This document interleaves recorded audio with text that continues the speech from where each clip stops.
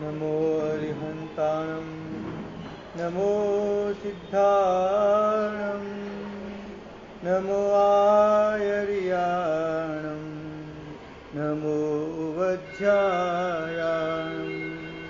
नमो लोये सब्बसाहूणं ईशो पंच नमुक्कारो सब पावपनाशनो मंगलानं च सर्वेसिं वडमं हवै मंगलम्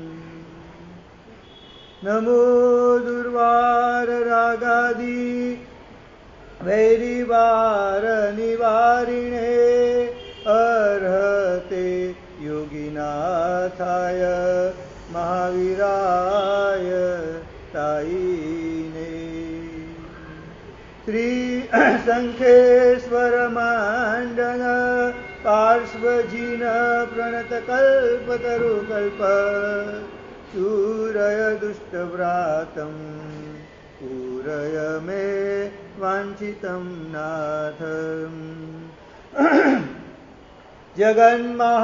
जगन्महामोहनिद्रा प्रत्युष समयोपमं मुनिसुव्रतनाथस्य देशनावचनं सुमहम् सर्वारिष्ट प्रणाशाय सर्वाभीष्टार्थदायिने सर्वलब्धिनिधानाय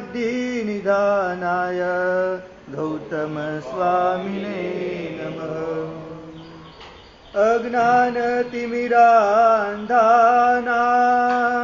ज्ञानाञ्जनशलाकया नेत्रमुन्मीलितं येन तस्मै श्रीगुरुवे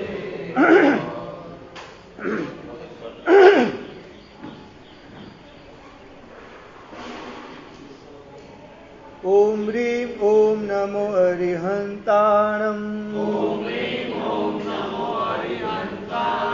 ॐ ह्रीं ॐ नमो सिद्धाणां ॐ ह्रीं ॐ नमो आयर्याणं ॐ ह्रीं ॐ नमो वज्रायाणाम् ॐ ह्रीं ॐ नमो लोये सब्बसाहूणम् एषो पञ्चनमुक्कारो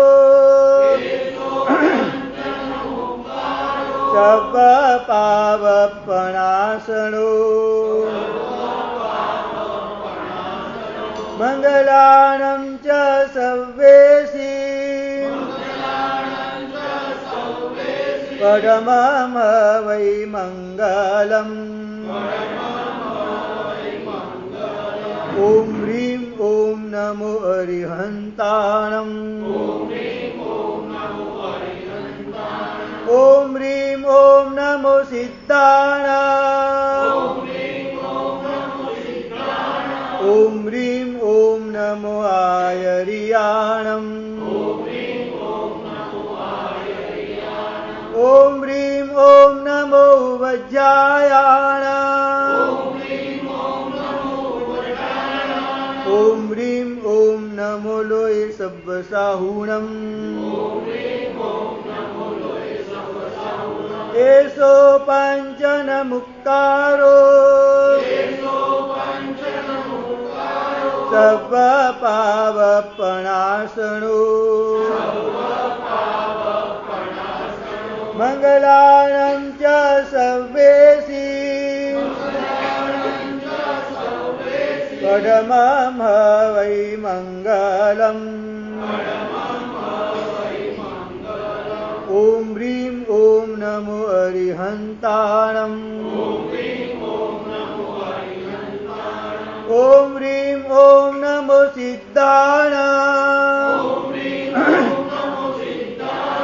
ઓમ હ્રીમ ઓમ નમો આયર્યાણમ ઓમ હ્રીમ ઓમ નમો વજ્જાયાણમ ઓમ હ્રીમ ઓમ નમો લોય સબ્બસાહુણમ એસો પંચન મુક્કારો સર્વ પાવપણાસણો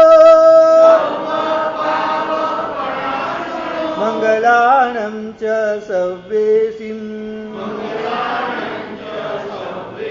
પડમં વૈ મંગલમ ચત્તારી મંગલમ હરિહંતા મંગલમ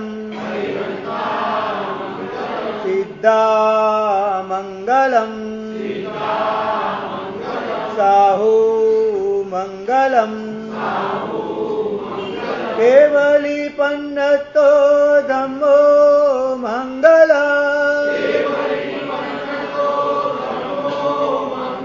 ચત્તારી લુગુત્તમા હરિહંતા લુગુત્તમા સિદ્ધા લુગુત્તમા સાહુ લુગુત્તમા કેવલી પન્નતો ધમ્મો લુગુત્તમો ચત્તારી શરણં પવજ્જામિ હરિહંતે શરણં પવજ્જામિ સિદ્ધે શરણં પવજ્જામિ સાહુ શરણં પવજ્જામિ કેવલી પન્નતં ધમ્મં શરણં પવજ્જામિ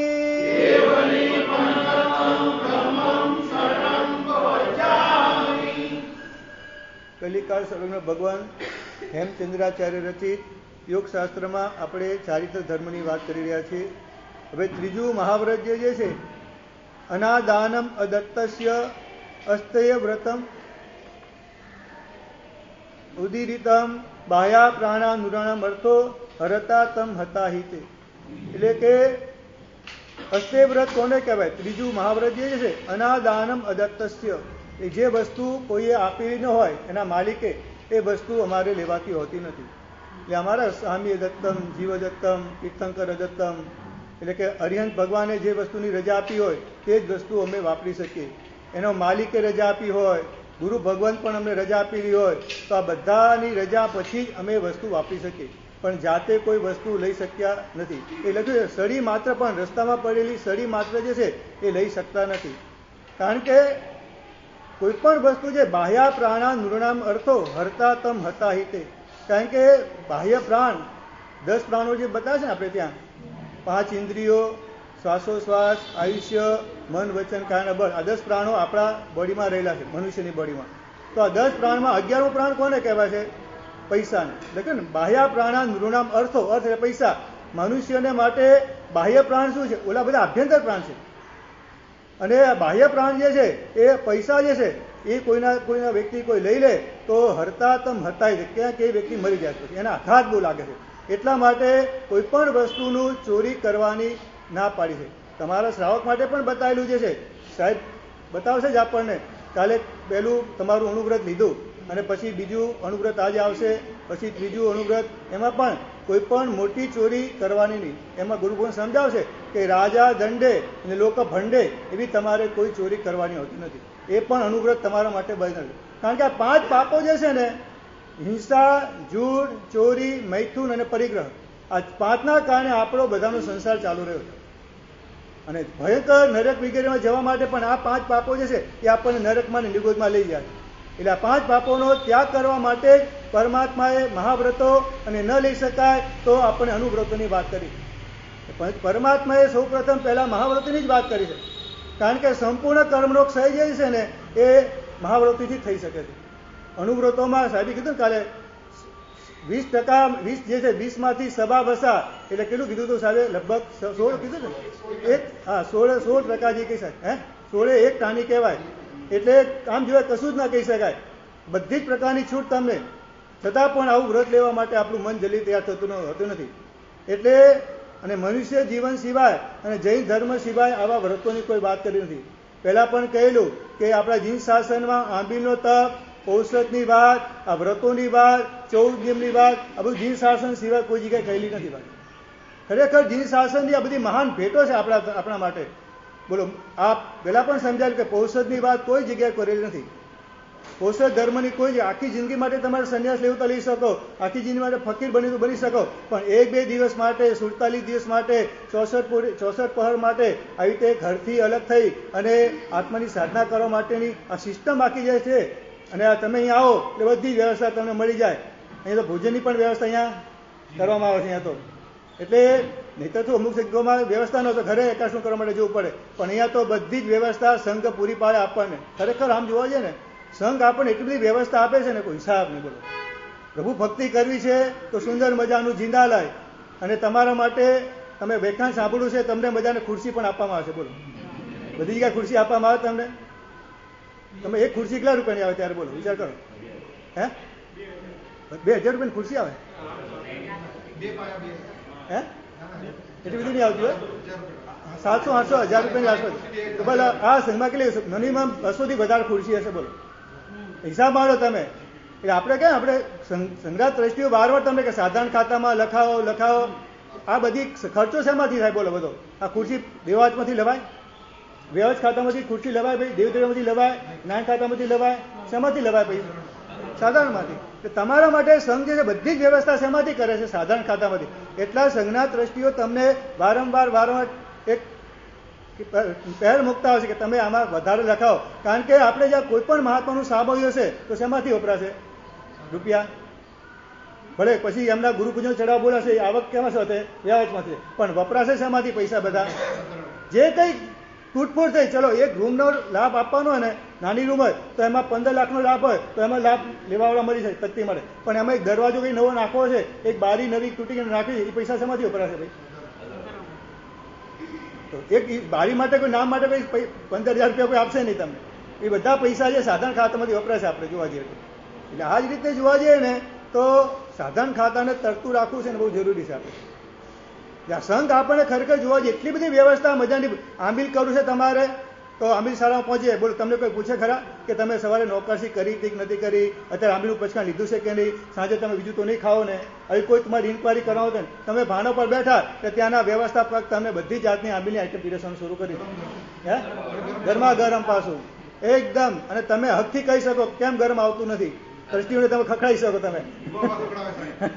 એટલે આ બધો જે તમને લાગે હું સંઘનો સભ્ય છું, હું સંઘના ટ્રસ્ટીઓને ખખડાવવાનો અધિકારી છું, તો તમે સંઘના સભ્યોને તો સાધન ખાતામાં પણ તમારે લખવાનો અધિકાર છે પાછો તમારે. એમાં પણ લખાવા જોઈએ તમારી પૂરતી શક્તિ પ્રમાણે. એ ન ખખડાવે, કારણ કે સંઘ ઉદાર હોય કાયમ માટે. સંઘ ઉદાર હોય, સંઘના ટ્રસ્ટીઓ ઉદાર હોય, અને સંઘ કાયમ માટે ઉદાર હોય. અને સંઘને ઉદાર રહેવાનું બતાવ્યું છે આપણે. કદાચ કોઈ લખાવે કે ન લખાવે, પણ વ્યક્તિ સમજદાર વ્યક્તિઓ જે છે ને એ ઉદારતાથી. અમે હરેક સંઘમાં અમે જોયું, વર્ષોથી આ 30 વર્ષથી જોઈ રહ્યો છું કે કોઈ પણ સંઘમાં છે ને એમાં જે છે ને 20% જ લોકો આરાધનામાં અને ખર્ચમાં જોડાતા હોય છે. તપસ્યામાં હોય, સંઘ હોય 1000 વ્યક્તિનો સંઘ હોય, પણ 200 વ્યક્તિ જ વ્યાખ્યાનમાં લગભગ આવતા હોય. 200 વ્યક્તિ જ મોટા ભાગે રૂપિયા ખર્ચવામાં તપમાં આગળ હોય. બાકી 800 સંસાધીઓ લેવા જ આવતા જ નથી. મોટા ભાગના સંઘમાં નિરીક્ષણ એ નૌકાશી હશે તો જમવા આવશે પાછા. અમે એક સંઘમાં ચોમાસું હતું સુરતમાં, અને પર્યુષણ પછી વરઘોડો નીકળ્યો, અને બહુ મોટો સંઘ છે, અડાજણ પાટિયા નાંદેડ રોડ. તો સંઘ જ્યારે વરઘોડો નીકળ્યો ત્યારે વરઘોડામાં લગભગ ગણીને કહી શકાય 70 માણસ હતા. પછી થોડું આગળ ચાલે તો 100 થયા, આગળ ચાલે તો 150 થયા. પછી મેં કીધું, અને આગલા દિવસે વાત થઈ હતી, ટ્રસ્ટી કહેતા હતા કે સાહેબ કાલે તો 6000 માણસનો જમવાનું, તમારે બધી તૈયારી કરવાની છે ને આ બધું. તો ભાઈ મેં કીધું તમારે આ અત્યારે 300-400 માણસથી વધારે દેખાતું નથી આ વરઘોડામાં, તમારે તો રસોઈ વધશે નહીં. મને કે મેં કીધું તમને રસોઈ વધશે નહીં, 6000 માણસ રસોઈ બનાવશો અને 600 માણસો દેખાતું નથી હજુ, તો આ બધી રસોઈ વધશે નહીં. મને કે સાહેબજી તમે ચિંતા ન કરો, રસોઈ કોઈ નહીં વધે. કે સાહેબજી આ લોકો જે છે ને ભલે વરઘોડામાં ના આવે પણ જમવા માટે 12:30 વાગે હાજર થઈ જશે. ઘણી વાર તો એવી હાલત હોય છે કે ભાગ્યશાળી સંઘના રસોડે જમવા જશે, પણ આજે શેના નિમિત્તે જમણ છે ખબર નથી હોતું. બરાબર ને મારી વાત? આજે શેના નિમિત્તે જમવા આવ્યો છું, આજે વરઘોડો હતો, કયો પ્રસંગ હતો, જે પ્રસંગમાં હાજરી ના આપી હોય તો કઈ રીતે જમી શકો? બોલો. ખરેખર મને બહુ દુઃખ લાગે કે જ્યારે વ્યક્તિ પ્રસંગમાં હાજરી ના આપી કઈ રીતે જમવાનો અધિકારી બની શકે? શેના માટે જમણવાર કર્યો તો ભાઈ? બધા લોકો આ વરઘોડોમાં આરામથી જોડાઈ શકે, રસોઈની કોઈ ચિંતા ન રહે અને શાસનની પ્રભાવ ના થાય. આ ભાવથી આખો વરઘોડોનું આયોજન હતું, અને વરઘોડામાં ભાગ્યશ્રી જોડા ન હોય, શેના કારણે જમણવાર છે ખબર ન હોય, પણ સ્વામી કાકા આજે રસોડું બંધ છે, આજે જમણવાર છે, પણ શેના કારણે છે, હું જમવાનો અધિકારી બની શકું કે નહીં એ વિચારવું છે ખરેખર. નહીં તો રામ ન ખાધેલું કહેવાય. આ શબ્દ વપરાય નહીં, પણ તમે જેના ઉદ્દેશથી જમણવાર થયેલો છે એમાં તમે હાજરી ના આપી હોય 10 મિનિટ પણ અને જમવા જાઓ તો નમક હરામ તમે કહી શકાય, હલાલ ના કહેવા. તમે ખરેખર કહું છું, આ શબ્દ આવા શબ્દ વપરાય નહીં સંઘ માટે, શ્રાવક માટે, પણ ખરેખર તમે તમારી જાતે પૂછો તો વાપરવાનો અધિકારી ખરો કે નહીં? શું લાગે તમને? બોલો, આ વસ્તુ મારી ખોટી તો કહો તમે મને. જે પ્રસંગમાં તમે હાજરી ના આપી હોય, જે પ્રસંગની તમને ખબર પણ ના હોય, એ પ્રસંગના કે અનુભવતા પણ ન કરી હોય, અને છતાં ટાઈમસર જમવા માટે પહોંચી જાઓ. અને ઘણી વાર તો ભાગ્યશાળી હોય કે જે વરઘોડાવાળા મોડા પહોંચે અને બીજા લોકો પહેલા લાભ આપીને પૂરું કરી નાખે બધું. મને છે ભાઈ, એટલે અમે 30 વર્ષથી બધા સંઘમાં જોઈએ છે, બધું અનુભવ છે. અહીંના સંઘની કોઈ સંઘની વાત નથી, હરેક સંઘની વાત છે. એ ખરેખર આપણી કમજોરી સારી બસ. એટલે અમુક આમ ખરેખર જીન શાસન મહાન દેખાય, પણ અમુક બાબતમાં એટલું બધું પછાત દેખાય છે ને ત્યારે બહુ દુઃખ લાગે છે અમને લોકોને. કે પ્રભાવના માટે અહીંયા તો બહુ શાંતિ છે, પણ ઘણીવાર મોટો મંડપ હોય એમાં જ્યારે પ્રભાવ ના હોય, એમાં પણ ચોમાસાનો પ્રવેશ હોય, 200 પ્રભાવ ના હોય, ત્યારે જે લોકો ધક્કા ધુક્કી કરે ને, મેં હજી કોઈ જોવે ના થાય કે આમ જઈને આટલા રૂપિયા ખર્ચે ને 200 રૂપિયા માટે પડાપડી કરે.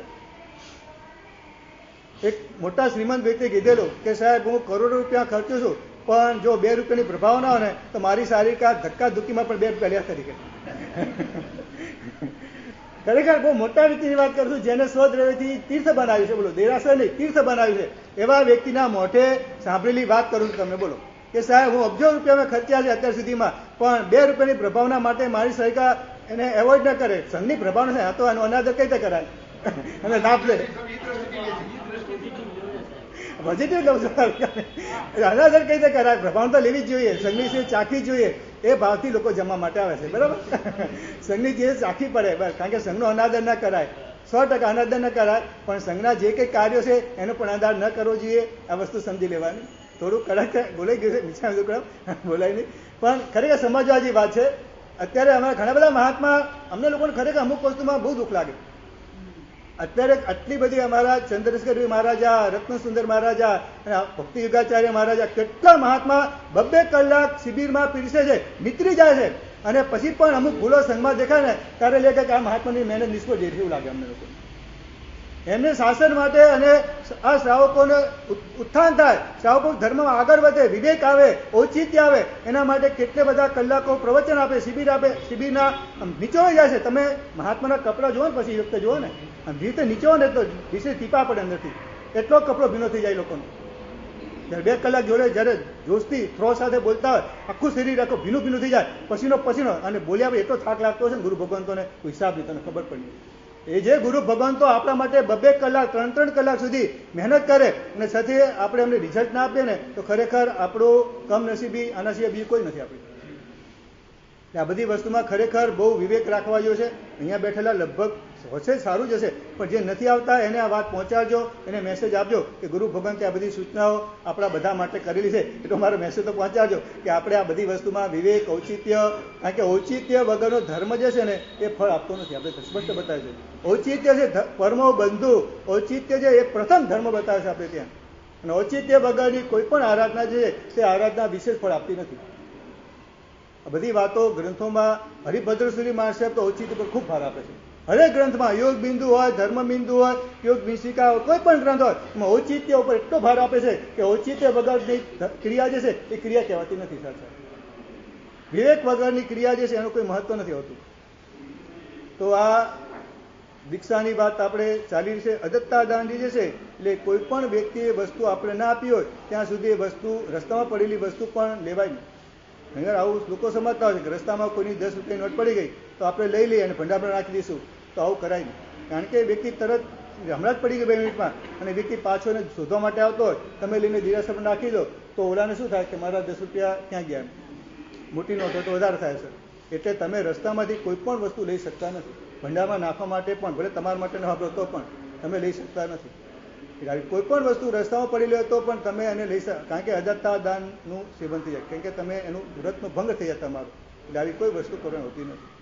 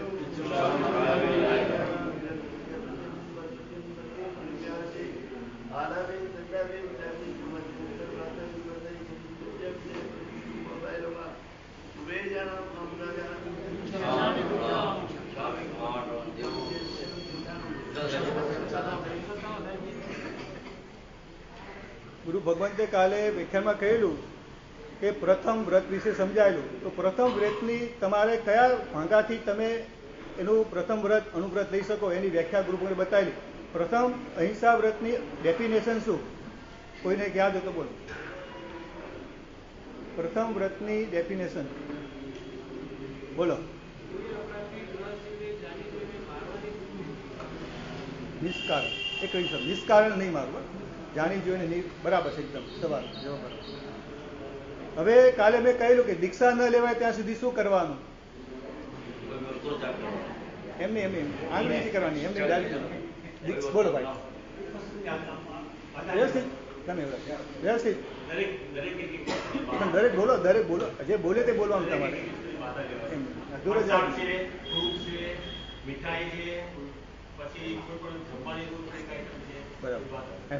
હવે વિસ્તારથી એક ફ્રૂટનો ત્યાગ, એક મીઠાઈનો ત્યાગ, એક શાકનો ત્યાગ, હવે કોઈ પણ એક વસ્તુનો ત્યાગ કરો જ્યારે તમારી સામે ત્યારે યાદ આવે કે મેં દીક્ષા લીધી નથી.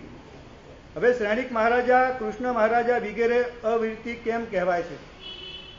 શ્રેણિક મહારાજા, કૃષ્ણ મહારાજા સાહેબે બહુ મજાની વાત કરેલી કાલે, પણ અવિરતિ કહેવાય છે તો છતાં પણ બોલો. 14 નિયમ બરાબર, થોડું આગળ.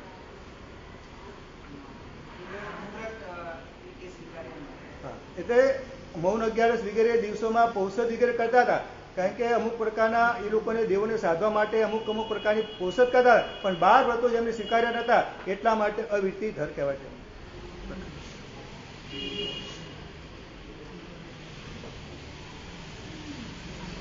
કન્યારોગમ્યલિકાની ન્યાસાપહરણ કૂટસાક્ષમ સંકેતથી સ્થૂલા સત્યાની. બીજું અનુવ્રત છે ફૂલક મુસાવાયાઓ વેરવા. ફૂલ એટલે મોટું જુઠ્ઠું બોલ્યા. સંસારમાં બેઠેલો માણસ બિલકુલ ઝીણામાં ઝીણું પણ જુઠ્ઠું ન બોલે ને એવી પ્રતિજ્ઞા એનાથી લેવી મુશ્કેલ હોય. પણ જેનાથી સામા માણસને બહુ મોટું નુકસાન થાય, વર્ષો સુધીને જિંદગી સુધી તમને ગાળો દે એવું તમે જુઠ્ઠું બોલો. એટલે પહેલાંના કાળમાં તો વર કન્યાના સગપણ વગેરે પણ રેફરન્સથી થતા. પાડોશીને પૂછે કે ભાઈ આ છોકરી કેવી છે, અને પેલા રેફરન્સ આપે કે સારી છે, અને પછી લગ્ન થયા પછી ખબર પડે કે આ મંદ બુદ્ધિની છે, આમ છે, તેમ છે. હવે લગ્ન થયા એટલે આખી જિંદગી નભાવવી પડે, પણ પેલો રોજ સવાર પડે ને પેલાને યાદ કરે કે આ માણસે મને અમારું એવું છે.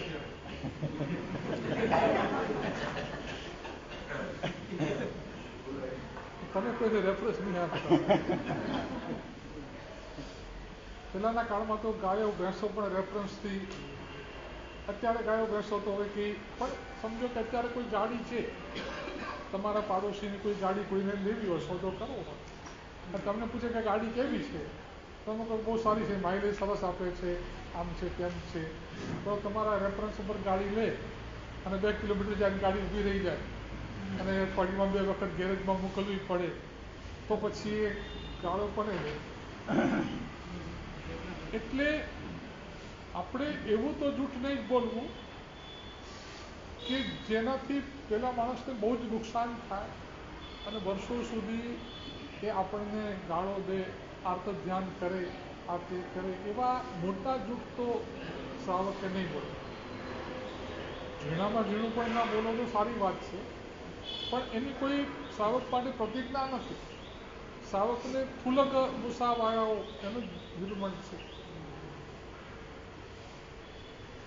બાકી તો આપણે જે બોલીએ ને, ભૂલથી પણ બોલીએ, પછી બોલ્યા એટલે એને પાળવું પડે.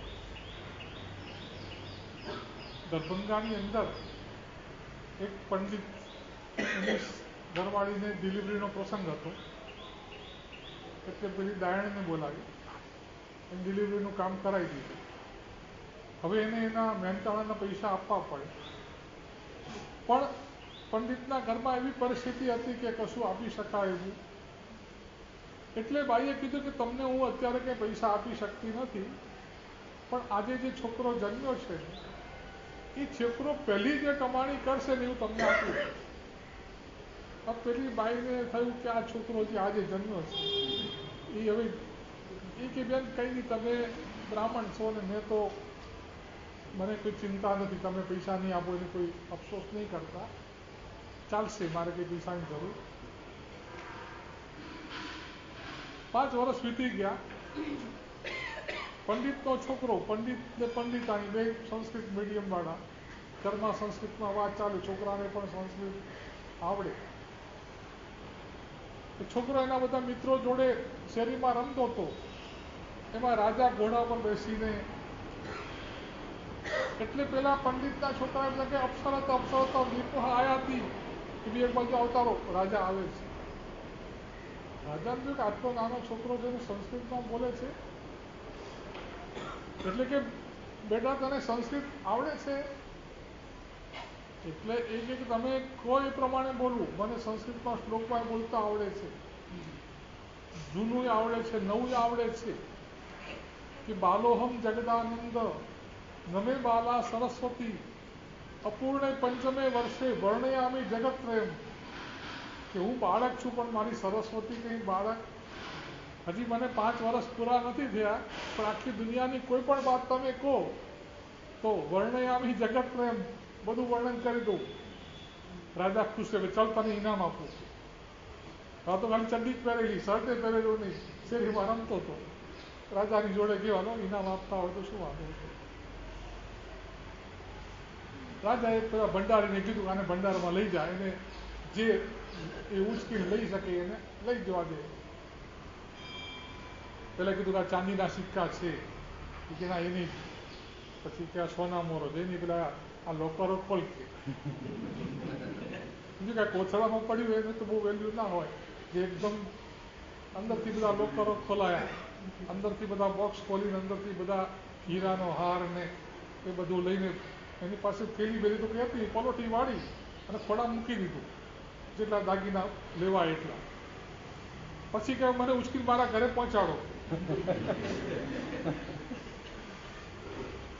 પેલો ભંડારી કે રાજાજી આ તો છોકરો 5 વર્ષનો છે પણ 50 લાખના દાગીના એને ખોડામાં ભરી દીધા છે, કે મને ઉચકીને ઘરે પહોંચાડો. કે રાજા કે ભાઈ મેં કીધું હતું ભાઈ તારે જે લેવું હોય લઈ લે, એટલે હવે એને જે લીધું હોય લેવા દો અને એને પહોંચાડી આવો ઘરે.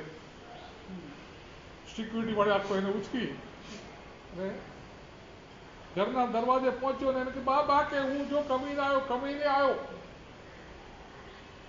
મને એકદમ યાદ આવ્યું કે મેં પેલી દાયણને પ્રોમિસ આપ્યું હતું કે મારો છોકરો પહેલી કમાઈ કરીને જે આવશે હું તને આપી દઈશ.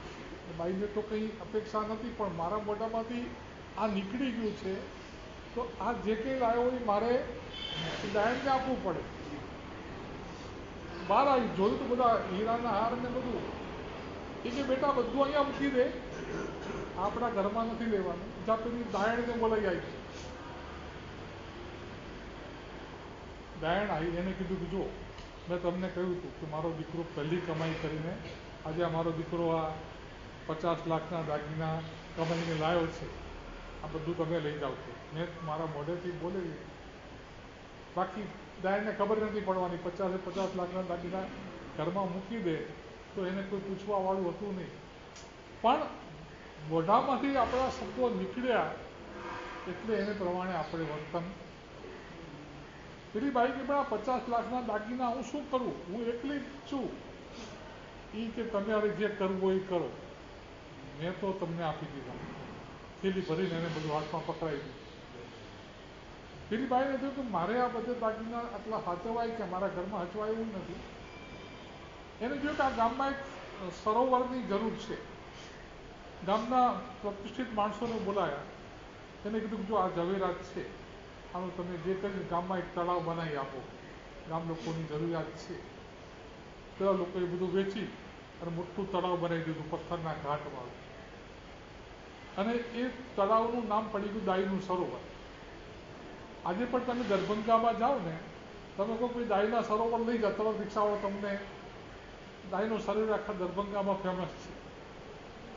એટલે એક માણસ, એક બાઈ એને મોઢામાંથી ખાલી બોલી ગઈ કે આ છોકરાની પહેલી કમાઈ હું તમને આપી દઈશ, એટલે એને આપી દીધી. ને પેલી બાઈએ પણ એનું ગામ માટે એનો ઉપયોગ કર્યો, તો આજે પણ એનું નામ લોકો યાદ કરે છે. તો આપણે આપણા જીવનની અંદર કોઈની પણ જોડે વાત કરીએ તો એમાં કંઈ સત્યની અસત્યની એવી ભેળસેળ કરી દઈએ, પેલો માણસ ગૂંચવાઈ જાય અને તમારા શીશામાં ઉતરી જાય. મોટાભાગે વરની આવક અને કન્યાની ઉંમર બેમાં સાચા જવાબ મળતા નથી. એક કન્યાના બાપે મૂર્તિયાના બાપને પૂછ્યું તમારો છોકરો શું કમાય છે? કે મારો છોકરો કોલેજમાં છે અને એનો બેઝિક પગાર 5 આંકડામાં છે, અને એનું પછી એના પર મોંઘવારી ભથ્થું એનાથી 5 ગણું મળે છે. પેલા ભાઈને થયું કે 5 આંકડા એટલે મિનિમમ 10,000 તો થઈ ગયા, અને 5 ગણું ભથ્થું એટલે 50,000 ભથ્થું, તો 50-60 હજાર રૂપિયા કમાતો મૂર્તિઓ મળે ક્યાંથી? એ કે રૂપિયોને શ્રીફળ પેલા લઈ લીધું અને લગ્ને થઈ ગયા. પછી ખબર પડી કે આ ભાઈ કોલેજમાં છે પણ પટ્ટાવાળાની નોકરી કરે છે અને પગાર 2-3 હજાર રૂપિયાથી વધારે. પછી પેલા કન્યાના બાપે કીધું તમે મારી જોડે ચીટિંગ કરીને આમ કર્યું તેમ કર્યું ને. કીધું મેં એવું કંઈ કહ્યું નહોતું, મારો છોકરો 50,000 કમાય.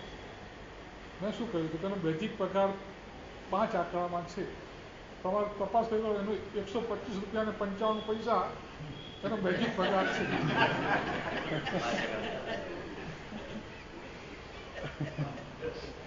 બેઝિક પગાર આવી રીતના હોય છે. તો મેં ખોટું શું કીધું? એટલે ખોટું ના કહેવાય.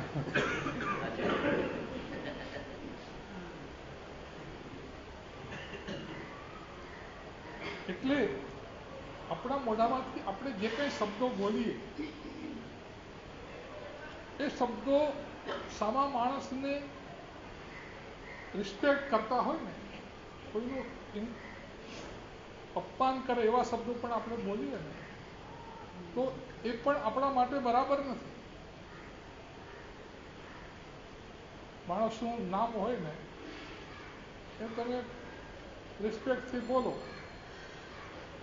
તો કે ભાઈ મનુભાઈ નામ છે, મનુભાઈ બોલ ભાઈ મનુડા, તો એ કંઈ એનું રિસ્પેક્ટ કરી નાખે. દરેક માણસને એના યોગ્ય નામથી આપણે બોલાવીએ, એની જોડે યોગ્ય ભાષામાં વાત કરીએ તો આપણે એનું સન્માન જાળવી કહેવાય. એક શેઠના ત્યાં એક મુનિમ હતા, 25 વર્ષથી નોકરી કરે. શેઠ પણ મુનિમની ઇજ્જત કરે, કોઈ વહેલા આવે મળાવે, કોઈ દિવસ એને પૂછે નહીં. હવે શેઠને એટેક આવ્યો અને બેડ રેસ્ટ થઈ ગયો. એનો છોકરો પેઢી ઉપર આવવા માંડ્યો. હવે છોકરો જુવાનીના તોરમાં બધા જોડે રફ ને ટફ ભાષામાં વાત કરે. પેલા શાંતિલાલ મુનિમ 5 મિનિટ મોડા આવ્યા તો ક્યાંય શાંતિયા ક્યાં મરી ગયો હતો? ખબર નથી પડતી. નોકરી કરવી હોય તો ટાઈમસર આવો, નહીં તો ઘર ભેગા થઈ જાઓ. પેલા એને થયું કે અમારા છોકરાની ઉંમરનો માણસ છે ને મને આવી રીતે બોલાવે અને 5 મિનિટ મોડા આવ્યા એમાં તો આવી ભાષા વાપરે. હવે આ માણસ જોડે મારે કેવી રીતે નોકરી કરી?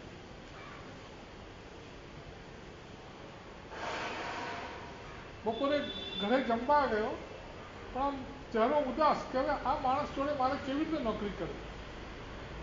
છોકરો વગર બાપા શું છે આજે? એ કે હવે અમારા શેઠને એટેક આવ્યો છે ને આજે એનો દીકરો આવ્યો છે ને એ બધા જોડે રફ ને ટફ ભાષામાં જ વાત કરે છે. કોઈની જોડે સરખી વાત કરો, બધાને સીધું ના હોય નોકરી ના કરો, ઘરે જતા રહો, ડિસ્મિસ કરવું, આવી જ વાતો કરે છે.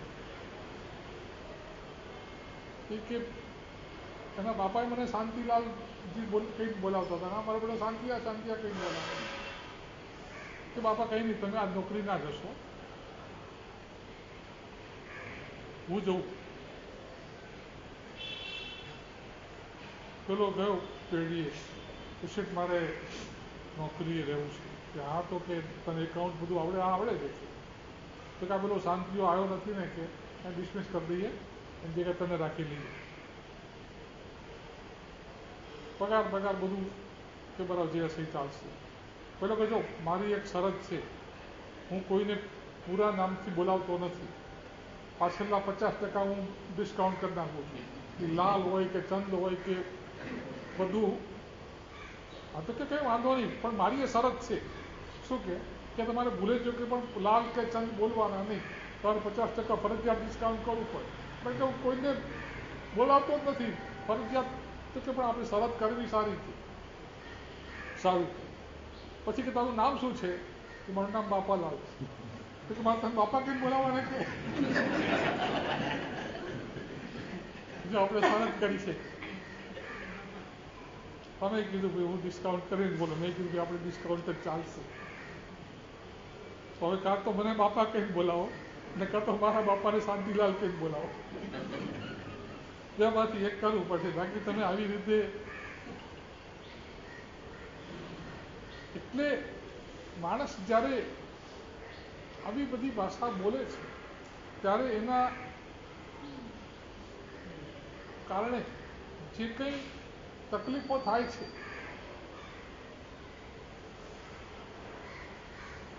ઓછું વયસે કોઈને ખોટો ઉપદેશ આપો, કોઈના ઘરે જાઓ કે ભલામાં આવું ટીવી છે, આ બ્લેક એન્ડ ટીવી એવા કયા જમાનામાં તમે રહો?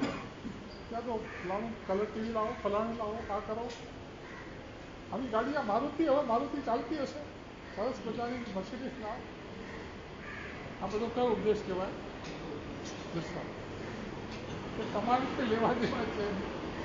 અહીં બ્લેક એન્ડ ટીવી જો તમારે આપણું જાય જઈશું, પણ તમે એને એવો ઉપદેશ આપો કે આ ગાડી લો, પેલી લાવો, કલર કરાવો, રંગ કરાવો, આમ કરાવો. તો આવો બધો ઉપદેશ આપો એ આપણા માટે બરાબર નથી. કોઈની પણ રહસ્યની વાત હોય, ખાનગી વાત આપણને સાંભળવા મળી ગઈ હોય તો એને ક્યારે આપણે લીક ના કરાય. ક્યારેક કોઈકની ખાનગી વાત જાહેર થઈ જવાથી પેલા માણસને તકલીફ થઈ જાય, કોઈ બધી આપઘાત પણ કરી નાખે, આવું બધું થઈ શકે. શેઠ હતા, એમના લગ્ન થઈ ગયા. પછી કોઈકે એક કન્યાને કીધું કે તારી સાસુ છે ને એ તો જીવતી ડાકડ છે. એટલે પેલી બાઈ ગભરાણી કે હું સાસરે જઈશ તો આ ડાકણ મને કંઈ કરી નાખશે, નામ છે. એટલે કંઈ પણ સંજોગોમાં એ સાસરે ના જાય. એ જ્યારે પણ સાસરેથી એને તેડવા માટે આવે ને તો કંઈક ને કંઈક તાવ આવી જાય, કંઈક કરીને કંઈક ને કંઈક બહાના કાઢીને. પછી છોકરીના બાપને લાગ્યું કે આ ગમે દરેક વખતે બહાના કાઢે છે, પણ આખરે એને સાસરે તો જવું જ પડે. એક વખત તો પેલા શેઠ તેડવા આવ્યા ને એના બાપે પરાણે કીધું તારે જવું જ પડશે. પેલી સાથે જાય છે પણ એને ડર એ છે કે પેલી જીવતી ડાકર મને શું કરશે. રસ્તામાં કોઈ કૂવો આવ્યો, પેલી બાઈ કે મારે પાણી પીવું છે. તો પેલા શેઠ પાણી માટે કૂવા પાસે ગયા ને પાછળથી શેઠાણીએ ધક્કો માર્યો અને કૂવામાં નાખી અને પાછી પિયર જતી રહી. અને પછી બધું ત્યાં નવું વાત કરી કે ડાકુ આવ્યા ને શેઠને ઉપાડી ગયા, હું તો માંડ માંડ બચીને આવી ગઈ, આવું બધું.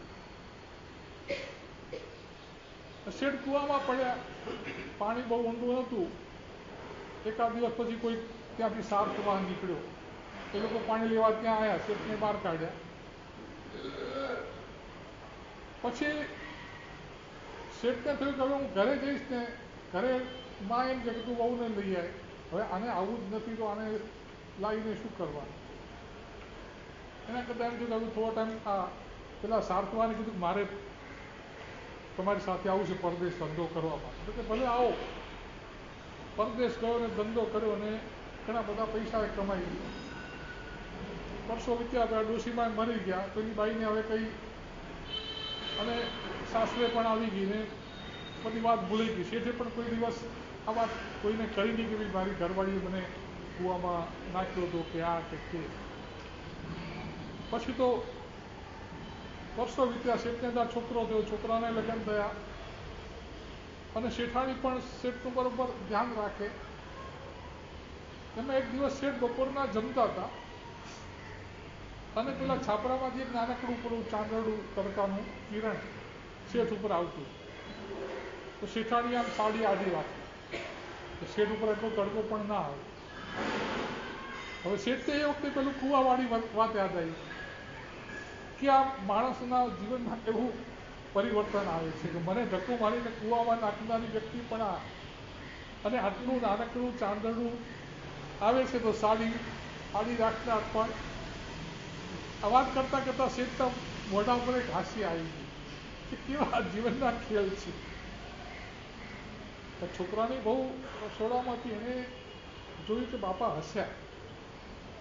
બાપા એમ કોઈ દાડો ગંભીર પ્રકૃતિના છે, વગર કારણે કોઈ દિવસ હસતા.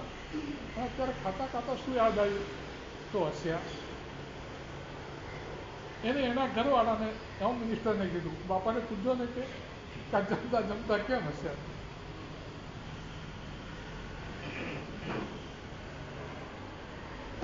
છોકરો તો આવી વસ્તુ બાપાને ના પૂછાય, ના કે તમે પૂછજો જ પૂછજો. 2-3 દિવસ રોજ ઉઘરાણ કે બાપાને પૂછ્યું. છેવટે પહેલાં એક દાડો બાપાને પૂછ્યું. બાપા કે કંઈ નહીં, કંઈ નહીં.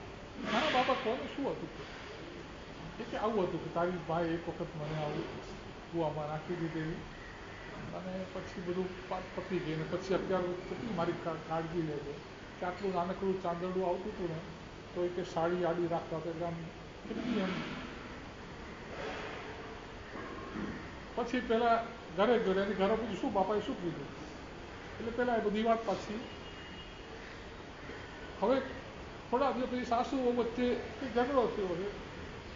સાસુએ કીધું હશે કે જો તું તારા ઘરવાળાની બરોબર જમવા આવે ત્યારે જરા બરોબર અને ગરમા ગરમ રોટલી પીરો આમ તેમ વાતો ચીતો ટીવી બીવીમાં ટાઈમ ઓછો બરાબર તો કીધું હશે તો કે બેહો કે અમે તો તમારી જેમ ધણીને કૂવામાં નથી નાખ્યા ને.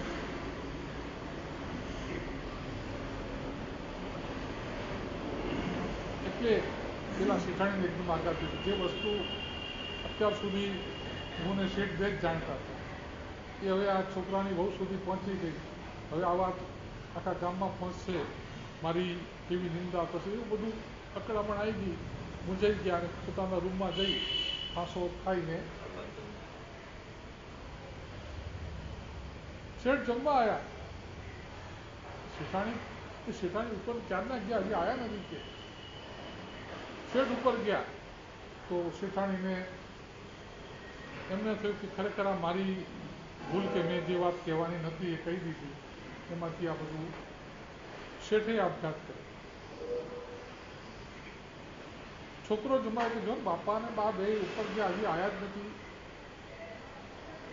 એ ઉપર ગયો, એને જોયું કે આ બધું મેં જે વસ્તુ નથી કહેવા જેવી મારી ઘરવાળીને એ કઈ, એમાંથી આ બધું એને આપઘાત કર્યો. એટલે એક કોઈનું રહસ્ય છે એ આપણે જો કોઈની ખાનગી વાત કોઈને કહી દઈએ તો એનાથી આટલી બધી અનર્થની પરંપરા થાય છે.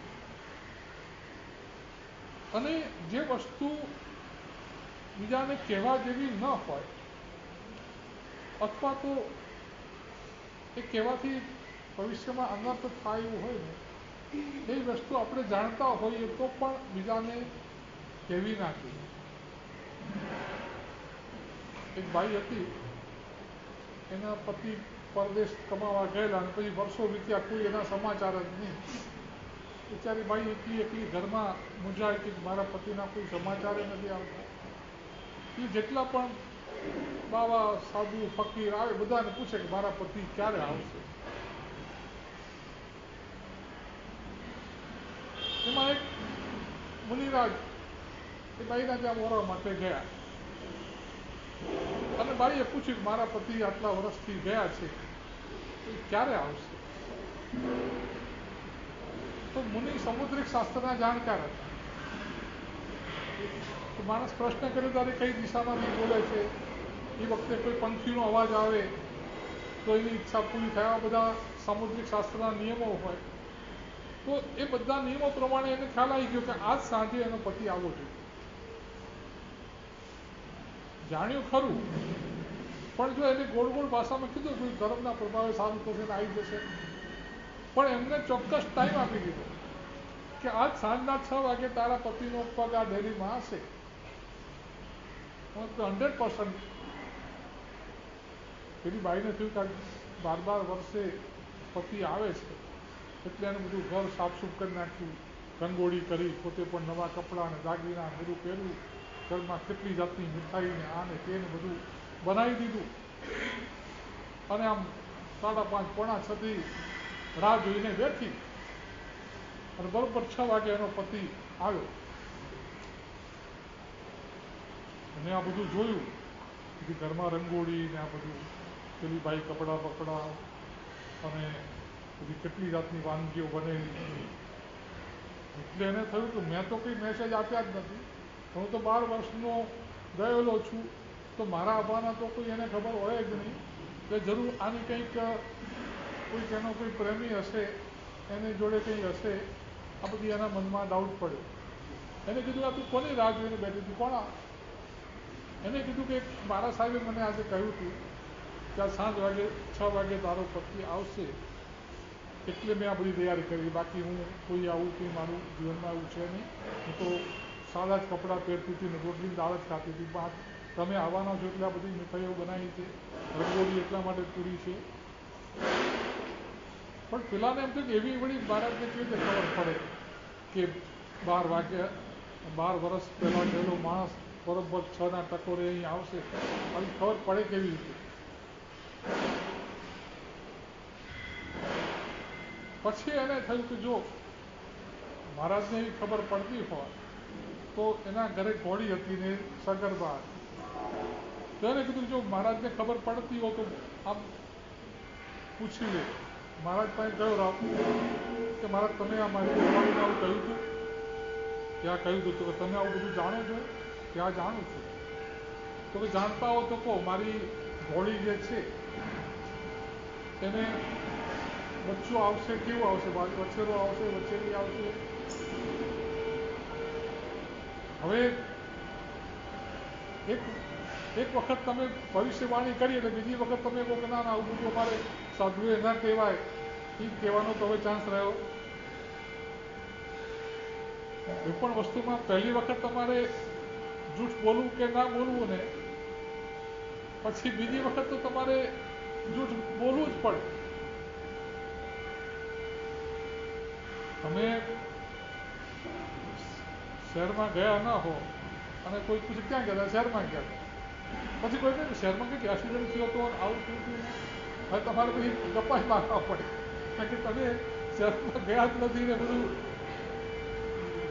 એટલે પહેલી વખત જૂઠ બોલવું કે ના બોલવું એ તમારા હાથમાં છે. પછી પાછળ જેટલા જૂઠ એની પાછળ ચાલે.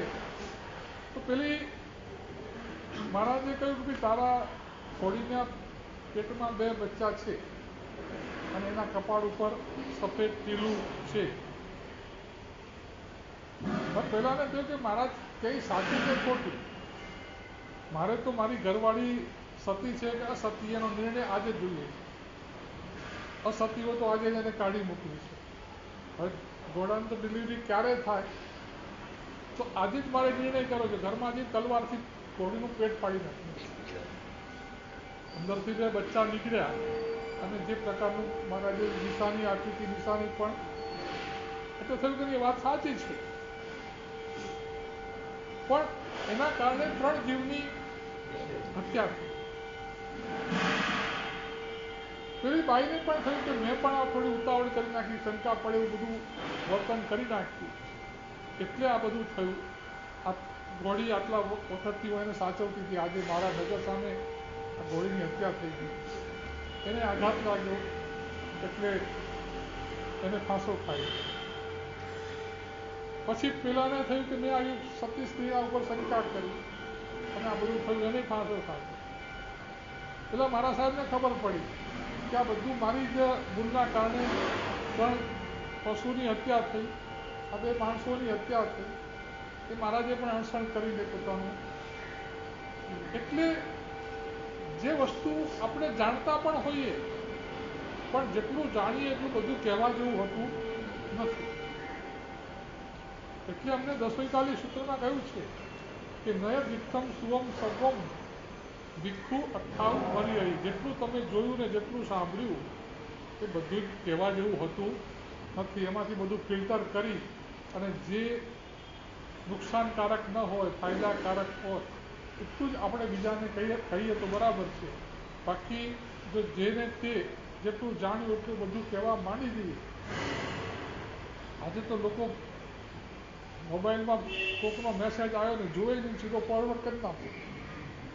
પણ આ બધું કરવાની જરૂર શું છે? એ મેસેજ સાચો કે ખોટો એ તમે ચકાસ્યું તો છે નહીં, પૂરો વાંચ્યો નથી અને આગળ ફોરવર્ડ કરી નાખો તો એમાં કેટલાય અનર્થો થઈ શકે છે. એટલે ખરેખર તો જેટલા વધુ ગ્રુપમાં તમે એટેન્ડ થયા ને એટલા તમારા મોબાઈલની અંદર કચરા.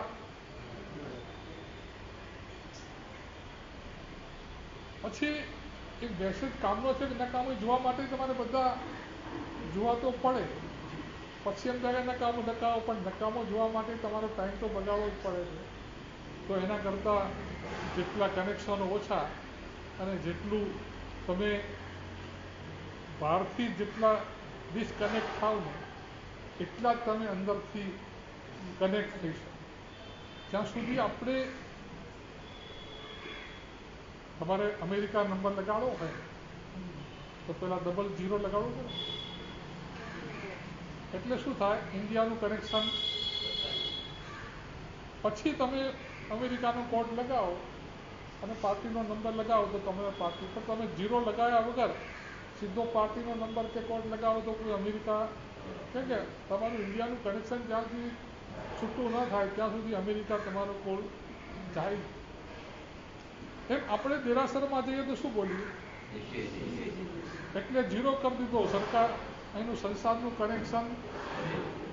પછી ભગવાન જોડે ફોન લાગે, પણ તમે અહીંયા સંસારનું મગજનો સંસારનો વિચાર ચાલતા હોય અને તમે સીધા ભગવાનની પાસે જઈને પ્રાર્થના કરો તો ભગવાન જોડે તમારો ફોન લાગે. એટલે શું કરવું પડે, લોકલ કનેક્શન ડિસ્કનેક્શન કરવું પડે, તો જ પ્રભુ જોડે આપણું કનેક્શન થાય. તો આ રીતે જેટલા પણ જગતના બહારની દુનિયાના કનેક્શનો છે ને, અને જ્યારે હજારો સમાચાર આવતા હોય ને ત્યારે સાચા અને ખોટાની કોઈ ચકાસણી કરવાનું કોઈ શક્ય નથી હોતું, અને પછી એ બધા ખોટા સમાચારોને પણ ફેલાવવાનું કામ આપણા હાથે જાણે અજાણે. તો કોઈ પણ સમાચાર આગળ ફોરવર્ડ કરતા પહેલા સમાચાર સાચા છે અને આગળ મોકલવાની સામેવાળો વાંચે તો એને કંઈક ફાયદો થાય એવું છે તો એવા સમાચારો ફોરવર્ડ કરો તો ઠીક છે, બાકી કોઈ સમાચાર ફોરવર્ડ કરવા જેવા. તો આ રીતે મોટું જુઠ્ઠું આપણા જીવનમાં આપણે ક્યારે પણ ન બોલીએ તો આપણું શ્રાવકનું જે અણુવ્રત છે એમાં તમને ઝીણા જૂઠનું કોઈ પ્રતિજ્ઞા નથી, પણ મોટા જૂઠ જે છે તેનાથી કોઈ 100 માણસે બહુ જ નુકસાન થઈ જાય એવા જૂઠ આપણે નહીં બોલવા. આટલું જ મુખ્યતયા આ બીજા વ્રતના નિયમનું છે. અને એના જે અતિચારો છે કે બી કન્યા સંબંધી જૂઠ, ગાય સંબંધી જૂઠ, જગ્યા સંબંધી જૂઠ, કોઈની થાપણ ઓળવી છે, આ બધા જે છે, આવા બધા જે મોટા મોટા અતિચારો જે હોય એનાથી આપણે બચીએ તો બીજું અણુવ્રત પાડવું કંઈ જરા પણ અઘરું નથી. તો એની ચોપડીઓ જોઈતી હોય તો મારી પાસે છે, લઈ જજો, વાંચજો, સમજજો અને 12 વ્રત ઉચ્ચરવાના ભાવ રાખજો. શિવમસ્તુ સર્વજગતઃ અવહિત નિરતા ભવन्तु ભૂતગણા દોષાઃ પ્રયાન્તુ નાશં સર્વત્ર સુખી ભવતુ લોકઃ. વિશ્વમાં રહેલા સર્વ જીવો સુખી થાઓ, સમતા ભાવને પ્રાપ્ત કરો, સમાધિને પ્રાપ્ત કરો, પાપ કર્મથી મુક્ત થાઓ, સકલ સંઘનું મંગળ અને કલ્યાણ થાઓ, સિદ્ધિ તપ વગેરે ચાતુર્માસિક આરાધના નિર્વિઘ્ને સુખ સાતા પૂર્વ પૂર્ણ થાય ભાવના સાથે 12 નો કાળ.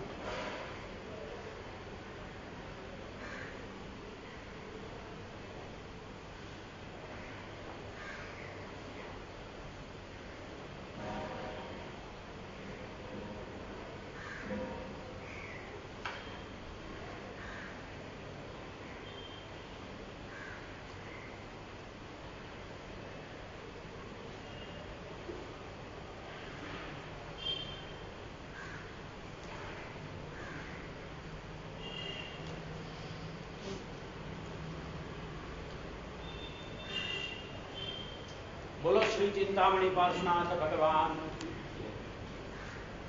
પરમ પૂજ્ય શાસ્ત્ર સંશોધક આચાર્ય દેવ શ્રી મનુચંદ્ર સુરીશ્વરજી મહારાજા અચિંત્ય ચિંતામણી પ્રભુજી પાર્શ્વનાથ ભગવાનની કૃપાથી સિદ્ધિ તપની આરાધના નિર્વિઘ્ને ચાલી રહી છે. અને આજે બેસણું 6ઠી બારી પૂરી થઈ અને 7મી બારીનું બેસણું. બેસણાના લાભાર્થી અત્યારે સવારે નીલાવંતીબેન પ્રભુદાસ પારેખ અને સાંજનું બેસણું જેમ માતુશ્રી કુંવરબેન હરચંદ મહેતા એમના ઘરે જે સિદ્ધિ તપની આરાધના થઈ એ નિમિત્તે છે. સર્વે સમયસર પધારી સર્વે પ્રભુદાસ પ્રભુલાલ નીલાવંતીબેન પ્રભુલાલ શાહ પારેખ, નીલાવંતીબેન પ્રભુલાલ પારેખ, બરોબર. તો એ પ્રમાણે લાભાર્થીની ખૂબ ખૂબ અનુમોદના અને સર્વે તપસ્વીઓ બેસનામાં પધારી લાભ આપતો હતી. તરતમાં આપણે હવે શનિવારે સમૂહ સાંજી, જે બીજા કોઈ તમારે પ્રોગ્રામ ન રખાય એટલા માટે શ્રી સંઘે ગોઠવણ કરી છે સમૂહ સાંજી શનિવારે બપોરે 2:30 કલાકે. લાભાર્થી અરુણાબેન સંપતલાલ ચોવટિયા, મંડળ નિવાસી, એટલે એમની પણ અનુમોદના. અને રવિવારે તપસ્વી ઉદામણા અને પત્રિકા લેખન, એના પણ લાભાર્થી અરુણાબેન સેવંતીલાલ ચોવટિયા અને જય જીનેન્દ્રના લાભાર્થી વસુમતીબેન ફતેજન શાહ, એમની પણ ખૂબ ખૂબ અનુમોદના. એ પ્રમાણે બીજા બધા કાર્યક્રમો હવે તરતમાં પર્યુષણ આવશે. પર્યુષણનો આપણા સમજો આ દુનિયામાં જૈનો કેટલા, એમાં જૈનોમાંથી પર્યુષણ કેટલાની ખબર પડે અને એમાંથી કેટલાના ઘરમાં પર્યુષણની આરાધના થાય. એટલે આપણો નંબર કેટલામાં આવે છે? બહુ થોડામાં, ડાયમંડમાં. એટલે એ પ્રમાણે વધુમાં વધુ આરાધના કરીને સંઘે સારામાં સારી વ્યવસ્થા કરી છે બધી, તો સૌથી વધુ લાભ લેવા વિનંતી. ગુરુવંદન કચ્છના સ્વામી ગમા સુનો દેવ જાણી જાય સ્વામી મારો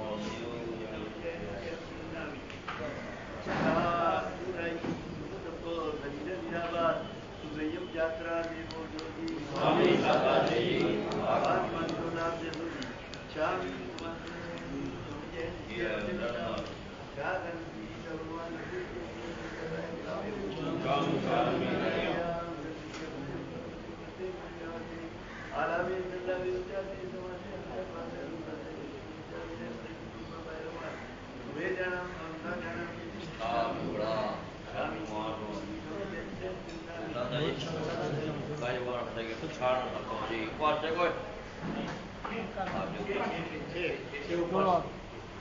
સુરેગે પાણા કનોસરે વિકાસનો સુરે નૌકાથી પોષી સાત પોષી થાય પસંદ कर आयन निर्णय फाइनल विकासम दियासम सागर पाण सर्वेगान वशिरे सर्वमंगल मंगल कारण प्रधान सर्वधर्म